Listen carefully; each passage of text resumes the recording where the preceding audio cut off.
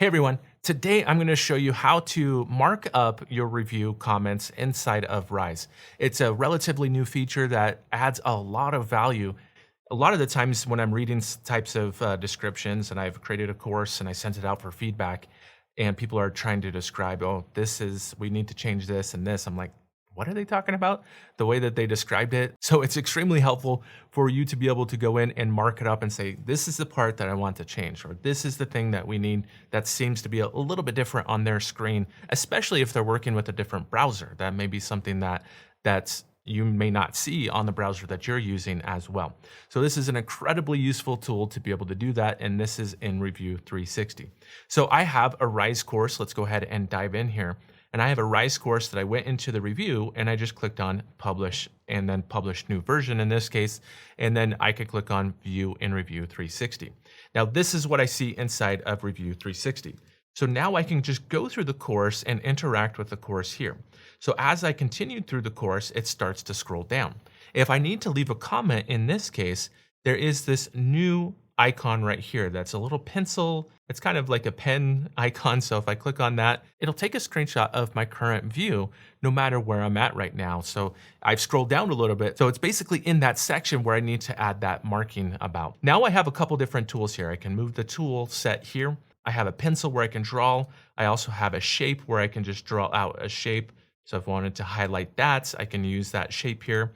I have an arrow where I can point out like, hey, there's something like right here that we need to change. I also have some text that I can do on the box here. So I can just basically click anywhere and then start typing my comments there. Now you also have the ability to add comments here. You have the ability to add emojis. You can also come in and tag different people as well. You can add attachments. And then you can also change the color. Or if you wanted to delete a section, if you can come in here and delete selection and it will delete whatever is inside of there. If I select this, I can come up and select the delete section as well. Now the draw allows you to adjust the width, the height as well. And so you can just draw out an area. This is what I'm talking about as well. Now, if I click on the arrow, I can also adjust the stroke width if I want the arrows to be a little bit thicker. That's the kind of things you can do. So change these.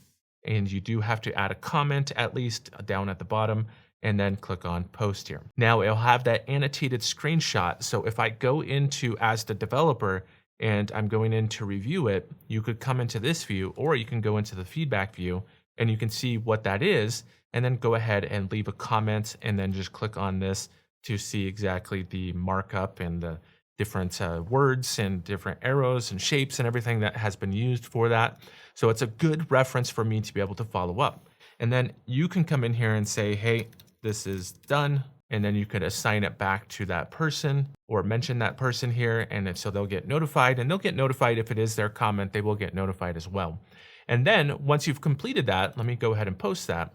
Once you've completed that, you just go ahead and mark that off. If you need to see the comments that you have or that have been checked off, you can come up to these three dots here and then click on show resolved comments. If you wanted to click on mark all as read, so if you have a bunch of comments, you can go ahead and do that. Now they also have the ability to go ahead and export out comments as well, or adjust some of the push notifications. If you want, select the level of activity. If you want your activity, all activity, or mute the project as well. So that is just a simple little enhancement, but it adds a lot to be able to take a screenshot of exactly what's going on and to use it to mark up, kind of like Snagit, to use it to mark up exactly the parts of the course that you want to do. I'm going to try doing this inside of a Storyline course as well. Okay, so I published a quick Storyline course that I want to see if I can do the annotations in the same way that I could with Rise. So I have this Storyline course. It's just a bunch of sample pages that I use for my GSAP training here. So if I come across something that I want to mark up, I can just come in here and click on the annotation, and then it takes a screenshot of just the page. Normally, you don't have to annotate a lot of the player. You may have to say, well, name it something different, but you can just put that inside of the comment. But in this case, I can come in and say, hey, check the alignment right here. Check the alignment right there. Or this should be red. Things like that I can come in, I can add text, and then I can add a comment. My comments are in the post here, and then click on post as well. I think it's actually more helpful to do this on a storyline interaction rather than a Rise one, because you have more control inside a storyline of how the pages are laid out. And I guess I shouldn't say that with a custom block, because now with the custom block, you can lay out the block however you want as well. But this is a tremendously helpful tool. So I wanted to point it out. I wanted to talk about how it works as well. Very simple, but because it's so useful, I wanted to at least have a video about it. If you find these videos helpful, make sure that you head on over to my YouTube channel, click the like button, as well as subscribe to my channel, and hit the bell notification so you get notified of all future videos as they come out. That really helps my channel, allows me to continue to grow. I'm really trying to reach that 100K mark right now. Also, if you want to check out more, you can head on over to my website by going to learningdojo.ninja. Here you can check out all of my different apps that I have available to help you as a learning developer. I also have different courses, and these courses are full courses on Storyline 360, JavaScript and Storyline, also the XAPI Fundamentals course, and then also Articulate Rise Custom SCORM. I also post a weekly blog post. You can check out all of my previous blog posts just by clicking on the blog here.